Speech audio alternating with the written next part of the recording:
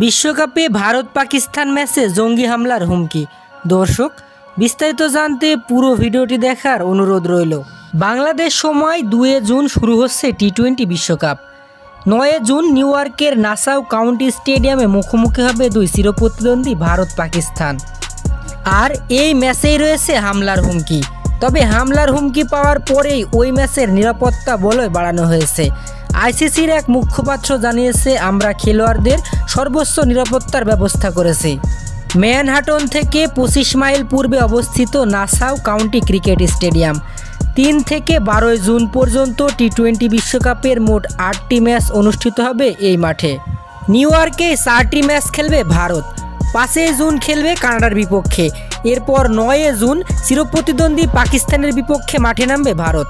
সর্বশেষ 12 জুন খেলবে যুক্তরাষ্ট্রের বিপক্ষে। এছাড়াও 1 জুন বাংলাদেশের সাথে একটি প্রস্তুতিমূলক ম্যাচ খেলবে ভারত। তবে শঙ্কার ব্যাপার হলো 9 জুন ভারত পাকিস্তান ম্যাচে রয়েছে জঙ্গি হামলার হুমকি। তো দর্শক, ক্রিকেটের সব নির্ভুল তথ্য সবার আগে জানতে আমাদের চ্যানেলটি সাবস্ক্রাইব করুন। ধন্যবাদ।